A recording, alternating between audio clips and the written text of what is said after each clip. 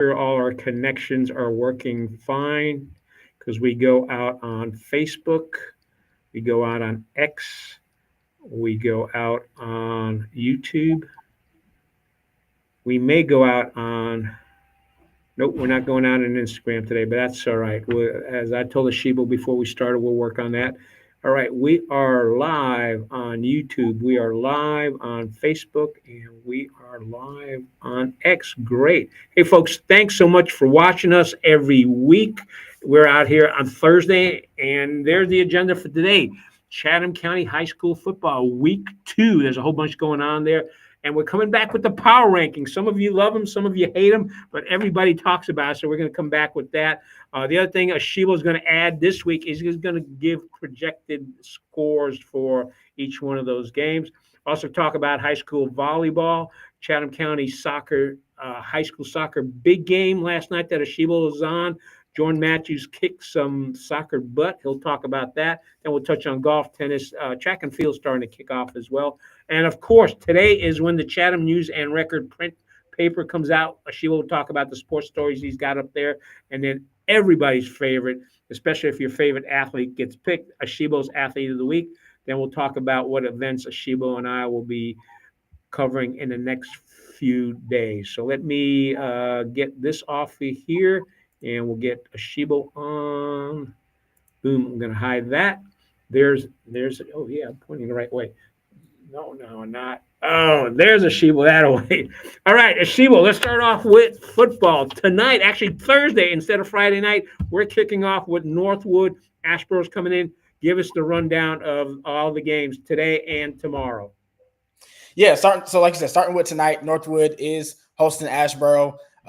First home game for the Chargers. So it's going to be, of course, pretty good crowd. I'm sure tonight. They also got the Charger dog that they've been promoting this whole week. So I'm sure it's a lot of excitement in Pittsburgh for the start of the season there on the home game standpoint. But Asheboro's coming in after a 59-0 win over High Point Central. Northwood's coming off of a big loss, I think 55-7 to Harnett Central last week. Really good team they played.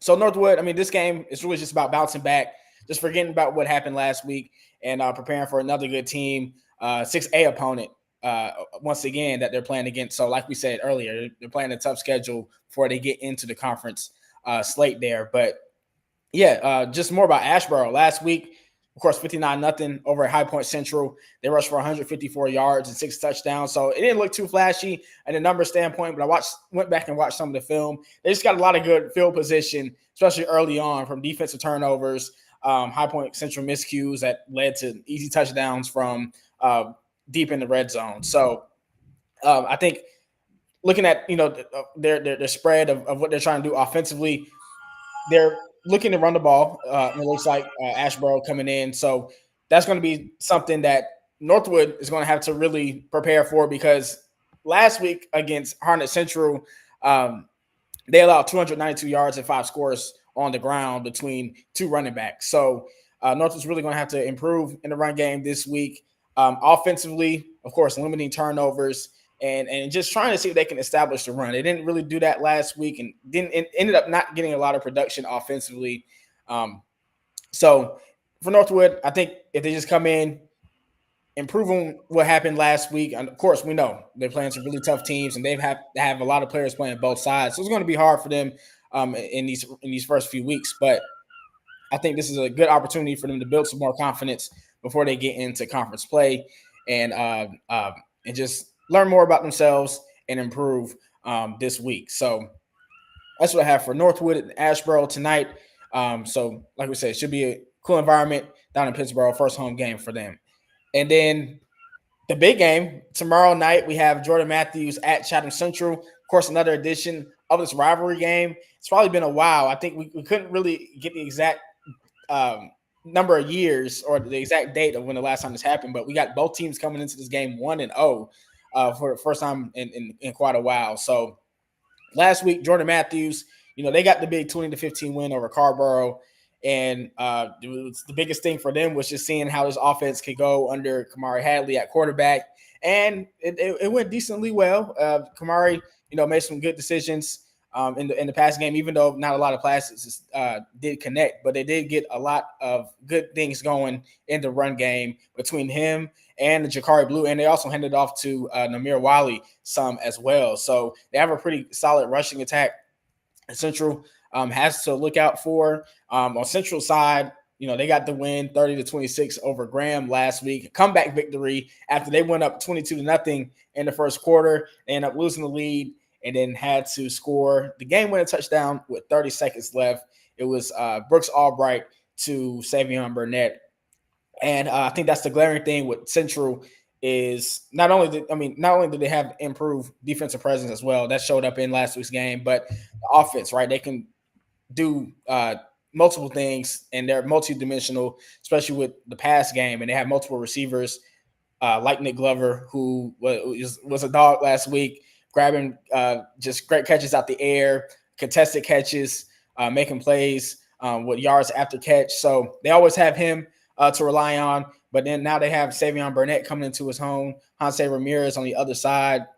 And you got Brooks Albright, who's just getting more confident each time he goes out in the field. So last week, he had 3 touchdowns. Even though he threw 2 interceptions middle of the game, he still bounced back, forgot about those mistakes, and found a way to get his team the win there at the end. So I think it was going to be a slugfest tomorrow night down in Bear Creek. It's going to be a really good game. I think both teams are really going to compete, go back and forth, like we've seen with both teams over the past few years in this rivalry. So it's just even more exciting now that, like we said, both teams are coming in 1-0, and now it's a battle for who's going to get their first loss. So that'll be pretty interesting. And then the last game we have next week here in the county, Seaford is hosting Southeast Alamance, former Mid-Carolina 1A-2A conference foe.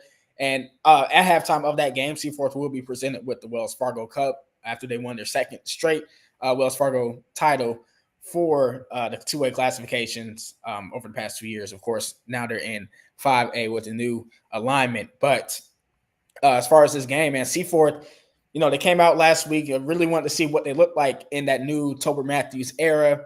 Duncan Parker got to start at quarterback. And it was funny because Tober had been telling us, hey, be a quarterback competition between Duncan and Mason Pooley, but Duncan got to start, and he told us after the game, like, hey, Duncan was going to – it was his job to have this whole time, but he just wanted to make sure those guys had that level of urgency and competitiveness leading up to the season. So – and it showed against Chapel Hill. They started going back and forth. It was 7-7, I think, at the end of the first quarter. Defense made some big plays. You got multiple interceptions. I think it was 3 interceptions and about 4 turnovers total for the C4 defense. I think the biggest thing in the game was C4 just couldn't capitalize on those turnovers, especially coming out in the third quarter. I think they had 3 straight drives that went in the red zone, even got all the way down to the 1-yard line within the 5, and it just couldn't punch it in. So I think you look at C4, the biggest thing is how can they improve offensively to capitalize on those opportunities, get in the end zone, and defensively, I think with this Southeast Alamance team, a team that's very good once again. They were very good last year. They just came off of a big win last week over Orange, which is also in C4's conference this year, 55-22 in that game. They had 403 yards of total offense. How can C4's defense rise to the occasion, and can they play that same level of intensity, same level of attention to detail with getting turnovers and things like that against an even better offense? So we'll see how that goes for C4. And yeah, I mean, it'll be a big marker of another big marker of the difference of last year to this year, because remember last year, Southeast Alamance dominated C4 44-7. So we'll see how the players that were there for that can respond from last year's meeting. Yeah, you and I were you were there for the whole game. I came in the second half, and then after the game, Coach Talbert got all the players together, of course, and was just talking about it. They seem to be pretty positive about it. I mean, you asked Coach questions afterwards. I think he's pretty much thinking of this first game as a learning experience where they're going to get better off of that. But I also told him during the game, actually, there were a couple of times the refs told him he needed to get back on the sideline because he was overly excited and kept on running out onto the field, and some of his assistant coaches had to hold him back. But they seem to have his coaches and the players seem to have fun participating in this game. So, what was your overall sense? Again, because for folks that don't know, Asheebo's not up in the press box. He's working the sidelines in the middle, listening to all this activities going on. So, what was your sense of how the team and how the coaches perceive this game? Yeah, and even from after the game, right when we watched Tolbert, talk to the team. I mean, he told them they came out there, they did play fast, they played hard, they gave their all in that game, and I think the coaching staff was really satisfied with that. Even despite the result there with the score and the loss, but on the sideline, I mean, you can tell players were engaged. Of course, on the sideline, coaches were all in, players were all in, and then Tolbert, trying to get everyone on the same page and establishing that culture. We definitely saw that on Friday night. So, yeah, it's going to take some time, of course, when you're establishing something new, and now you're finally getting to put it to play on the field. So, I think like I told Tolbert, I think they definitely made some strides from this year already compared to last year. Even though last year, that first game, right, they were a couple of players from winning that one. But as we can see the offense has something different with it this year. They had a lot of open plays, open guys downfield, just couldn't hit them. And I think if they hit those couple of those plays, they even come out of last Friday with a win as well. And the defense, I mean, just played with really a lot of confidence, especially in their secondary with Nick Gregory, Noah Williams, Patrick Miller, Jacob Winger at linebacker, even got him an interception. So those guys, I mean, there's some ball hawks, and I think if they can keep that up, that will carry them a long way, even if the offense still needs some more time to just figure out what they do well, what they do best at, and find a way to just stay consistent. And I think there are some good things that they can build on. They had, I think his name is Jaden Riley, was a running back. He came out and was a surprise for them, had a lot of good runs. And, of course, you still got the running aspect with Duncan Parker as well, and that worked. So, yeah, just figuring out what works for them and limiting, like we said, turnovers, penalties, self-inflicted mistakes on the offensive end will definitely take C4 to another level, and where they may even make the next step in trying to push for a playoff appearance this year. Yeah, I was going to say. I'm also going to add. I was there at the first half of the Carborough versus JM game. I did some videos. You can find that on the YouTube channel. I had somebody text me, "Hey, do you have second half?" No, I was second half. Need to get over with Asheebo and get some pictures at the Seaforth game. But the nice thing I liked about the JM game is I think the players kind of started off slow. I heard one of the coaches say they just needed to build up their confidence, and as they went along, they were able to do that. As Asheebo mentioned, the passing game was pretty good. Their running game was pretty good. I've got a clip of the first touchdown they scored. It was a nice pass, nice run to the 2 yard line, and from the 2 yard line ran it in for a touchdown. And then they opted to go for 2 points, and they got 2 points. So they were down 15-8. So yeah, that was good to see. The other interesting thing is Asheebo and I were both at the media event, and the way the coaches were talking about the advancements their teams have made. I think they've advanced the way they. Again, I haven't seen Northwood play, but I think the teams that we had an opportunity to see this Friday, they're moving in the pathway that the coaches said they would be moving. Is that what you're saying? Yeah, I mean, yeah, like we said, it's probably been a while since, especially for Jordan Matthews and Chatham Central, for those teams to come out of week 1-0, and then on the flip side, we had Northwood and C4 starting 0-1. So especially those two teams, they've definitely made the strides this offseason. Central to me the most, because they were able to have a full offseason where they can go 11-on-11. They had brought in some new coaches, and they're doing some new things there. And then they have also a quarterback that's coming back after get thrown into the fire his freshman year, and now he has a whole offseason to learn. So you can see the improvements with teams this year.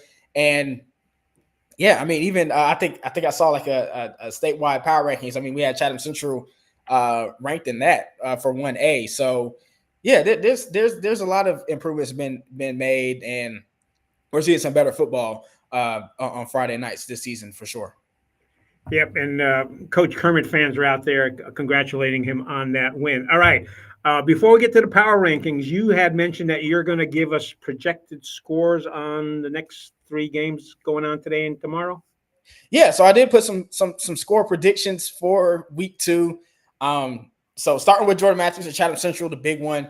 I do think Jordan Matthews is going to come out on top in this game, just because the speed, experience, and the size they have. I think they have a size advantage over Chatham Central as a whole. So I'm going to give them a 26-18 win. And this one, Southeast Alamance and Seaforth.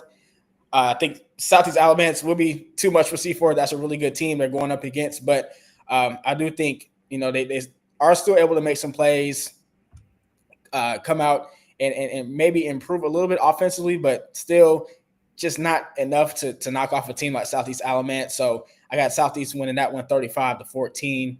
And then Asheboro and Northwood. I'm expecting Northwood to come out with improved product this Friday. Well, not this Friday, tonight actually.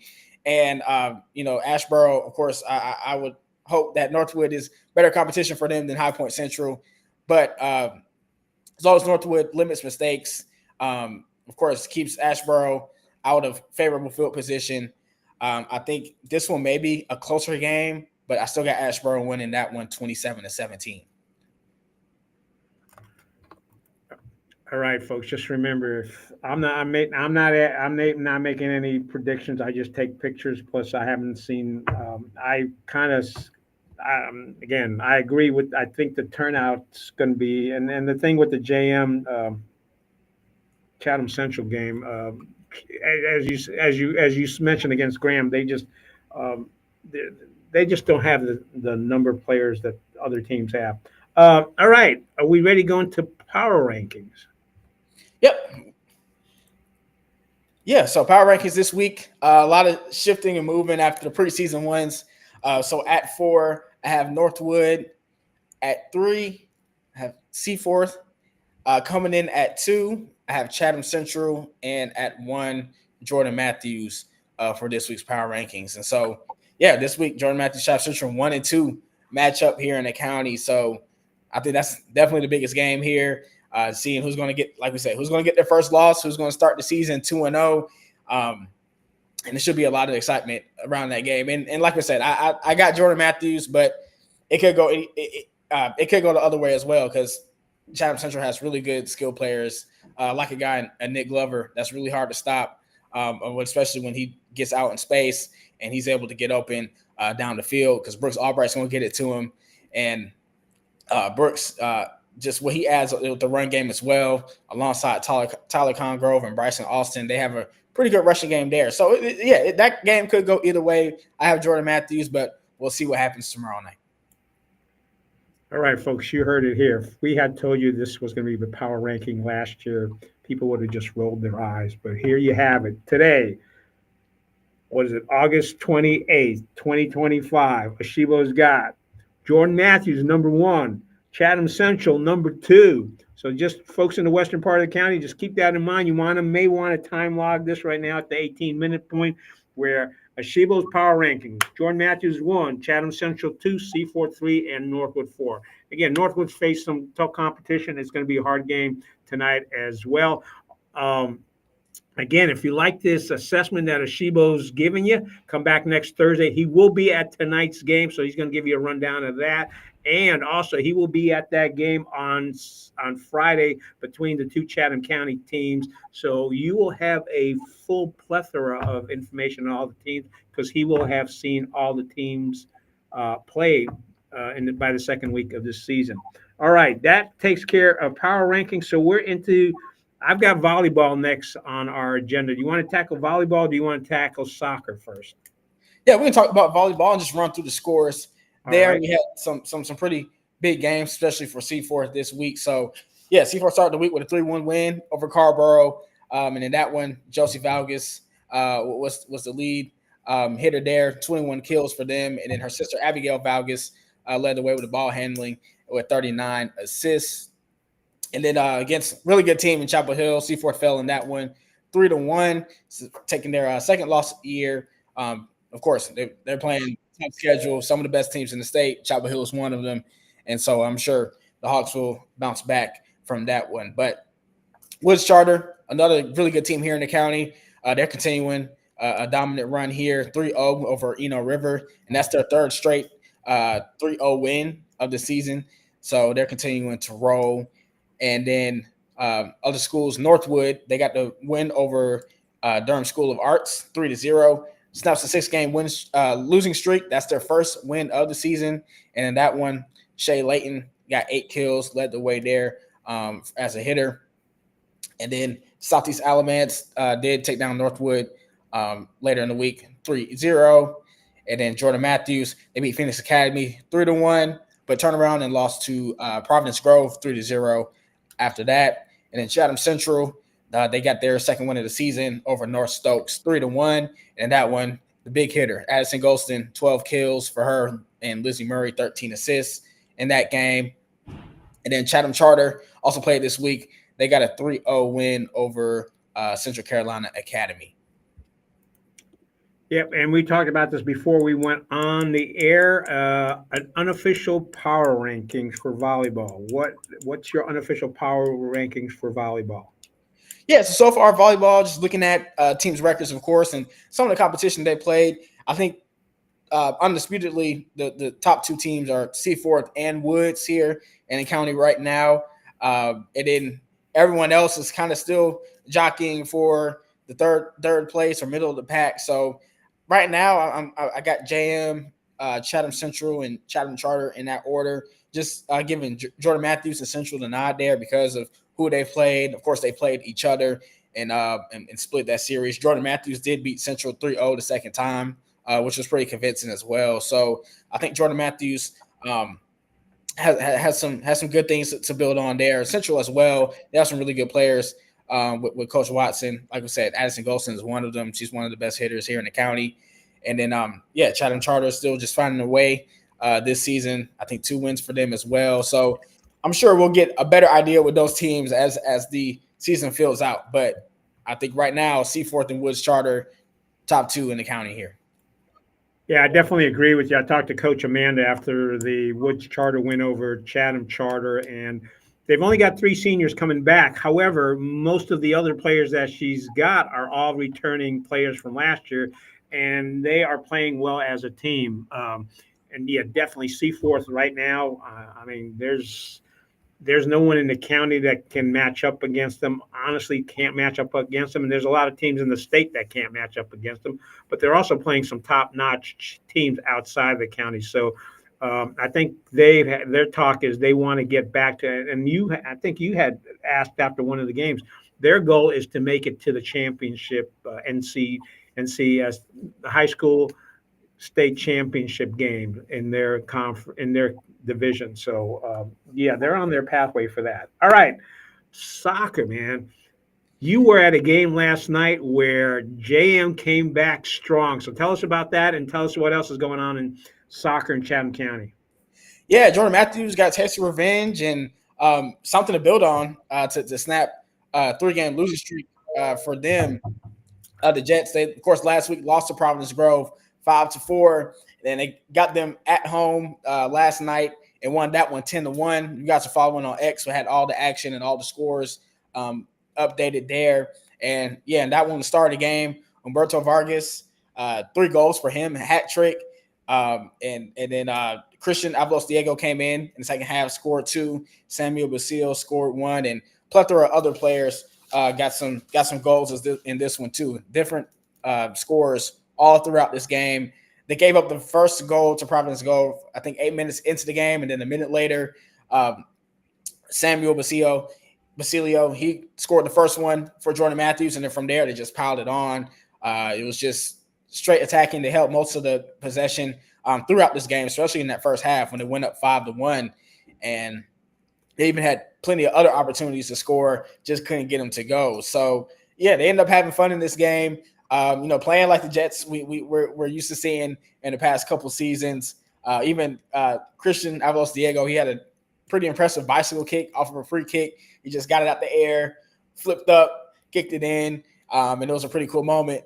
But Yeah, I mean, Coach Paul Cargill's proud of his team. The coaching staff really proud of how they showed up last night, and hopefully they can, like we said, take this win, build on it, and just continue to stack wins, and especially in conference play, because this is a team once again that has some young players that are playing varsity for the first time. You got some seniors and returners from last year coming back, but it still lost a lot of talent last year that they're trying to replace. They're still trying to figure out what players fit where to best benefit the team. So, yeah, it's still a growing time of growth and learning for the Jets. But that's a win right there that you can look back on and say, hey, we've done this before, so let's try to replicate this and turn it into something that leads to a great season for us. So, yeah, that was a pretty good win for them. And for the rest of soccer, we had Seaforth. This also snapped a 3-game losing streak for them with a 6-0 win over Eastern Alamance. And then they followed that with a 5-0 win over Cummings. So they're starting to come into their own here early in the season. And Northwood, who's had a pretty decent start this season, they had a rematch against Graham, and that one ended in a 1-1 tie. And before Jordan Matthews played Providence Grove last night, earlier this week, they did lose to Lee County 4-1. So that's all the soccer scores we've had for this week. All right, and also, folks, thank you for watching, because most of you actually come and watch this after we do our Thursday roundup. But I do want to say, let's see, I see Tiffany and Margot's watching, Angela's watching, Nick. Some of that information pops up. Also, Angela Glover. Hey, shout out to Angela. She made a note. Let's go Chatham Central. So thanks for watching, Angela. Yeah, there's a lot of good stuff going on in Chatham Central this year. A lot of good stuff going on at JM, Northwood, and Seaforth. So it's great to see that we're kicking off with the sports here in the high school level. Touched on football, touched on volleyball, touched on soccer. Asheebo, what we got going on? Golf, track and field, and what is it? Golf, track and field, and tennis, I think. Yeah, so we've got other sports starting up as well the past couple days, especially this week. So just looking at of course our roundup from the paper this week in cross country, Chatham Charter and Woods Charter, they had their first meet last week at Ascend Leadership, and in that one we had Chatham Charter Junior Taurus Price, who's been a standout past couple seasons. He won the boys race, and his teammates Eli Coleman and Adam Reese also finished in the top 5. And then for Woods Charter, Hope Modi was the first one of their runners to finish that race as well. And on the girls' side, Woods Charter had Sophia Rodriguez finish second in the race, and Chatham Charter's sophomore Emily Scheidt finished third. And then on the golf side from last week, and of course we'll have this week's results in next week's paper as well. But for girls golf, we had Chatham Central. They played a round at Southeast Alamance last week, just competing against the Stallions, and they lost a close one, 170 to 168. But they had 3 golfers in Peyton Sweets, Madeline Holton, and Eva Payton finish in the top 5 scorers from the meeting. So yeah, we like we said, got some action started. Of course, we'll have more results as more teams get started in golf and cross country. To just fall in line here in the next couple of weeks. Of course, for boys soccer, Woods Charter and Chatham Charter will get started next week too. So we'll add them to our coverage as well. Yeah, and folks, one of the reasons we do this on Thursdays is because the Chatham News and Record print paper comes out on Thursdays, and so at this point we go into what stories does Asheebo have in the paper. Make sure to pick up a paper if your favorite athlete's in there. Cut it out. Get 2 copies, because that's what I used to do when my kids played sports. Get 2 copies. You cut out the story and put it up on your refrigerator door, and the other copy you saved, so that once your kid goes out, gets married, has their own kids, that you can show them, hey, this is what your dad or your mom did back in the day. Also, before we get into that, I knew Derek couldn't go on without saying something. Derek's go, what's good, y'all? Hey, Derek, we're talking about everything that's good in Chatham County sports right now. And Betty, thanks for joining us as well. All right, Asheebo, let folks know what they can find in today's paper once they pick it up. What stories do you have going in this week's paper coming out today? Yeah, this week in Chatham News and Record, of course, we have our football story from the week in Seaforth and Chapel Hill, and then we have our football roundup week one recap and a week two preview, and we have our sports roundup as well with all the other sports, and then we have another story from Chatham Central and Jordan Matthews rematch in volleyball at Jordan Matthews last week. Jordan Matthews won that one 3-0, and you can read more about that one in that story. And then we have a feature on a lot of the Solid City community. You might know him as Hoodie Williams, Sonny Williams. He's a umpire for baseball. He also umps for softball and is a ref in other sports down in Georgia. But he got an opportunity to ref a championship game at the Coopertown Dreams Park earlier this month.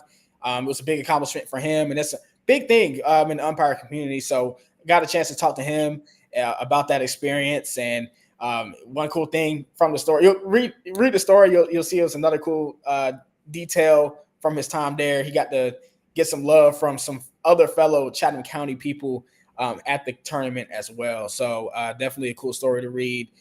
Just interesting to see, his journey as an umpire and how much he's proud of doing it and being from Solid City and Jordan Matthews. All right, folks. So there's all the reasons you need to pick up the paper. And Asheebo doesn't want to give everything away on this roundup. He wants you to pick up the paper and read the stories. All right, now we get to everybody's favorite athlete of the week. Who is Asheebo's athlete of the week this week?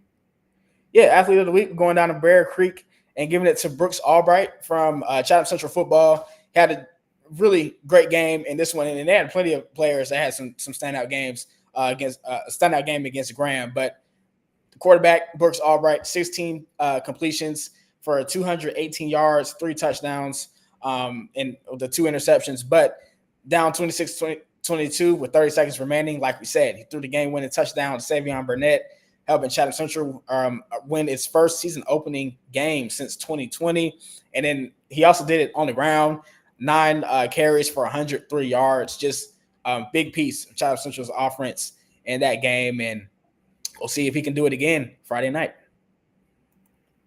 All right, folks. That's your athlete of the week, Brooks. Congratulations. Yeah, we got some good athletes here, and you definitely worth picking up the paper. Brooks Albright's folks and fans need to pick up the paper and be able to do that. All right, that kind of wraps it up, except we're going to talk about where Asheebo and I are going to be over the next few days. I'm checking out because I got family coming into town. We got some events going on, so I'm not doing anything this weekend. But Asheebo, you got the game tonight, and then what are you doing the other days? Yeah, so I know for sure tonight I'll be, like I said, Northwood at Asheboro at Northwood, and then I'll be at Chatham Central tomorrow night for a big game against Jordan Matthews. We got a big soccer matchup coming up, Seaforth versus Northwood. I think that's going to be on Wednesday, September 3rd. Not too sure yet exactly where that's going to be, but I will be there. It's going to be in Pittsburgh, either Northwood or Seaforth. But yeah, we'll get some coverage of that game. Check out those two teams. Well, for me, for the first time this year. And that game will be at Seaforth, 6:30 p.m. Wednesday, September 3rd. So that's kind of an idea of where I'll be at. All right, and folks, you don't have to worry because Asheebo's out there, and you look on the screen, you see he's on X. Follow him at Asheebo R38. PJ will be getting pictures of the game, so yes, there will be pictures of those games in the Chatham News and Record. So even though I'm not doing anything sports related this weekend, you will have the coverage that you need. And Angela Glover, yes, Brooks Albright with how many exclamation points? I think that's 5 or 6. I think she's excited about this week's athlete of the week. You got to let the Brooks folks know about this. All right, folks, I think that's going to wrap it up. Again, Asheebo R38. Yesterday he was doing the game. I had other commitments, so I couldn't be at that JM game, soccer game. But Asheebo was posting updates on Asheebo R38. So it's definitely worth following him there. And don't forget to pick up the paper every Thursday when the Chatham News and Record print paper comes out. Folks, thanks for watching. This will be out there. The biggest majority of you watch this after we're live, and we appreciate you doing that. We'll see you back next Thursday. We're going to have a whole bunch of more sports coming up. So thanks for watching.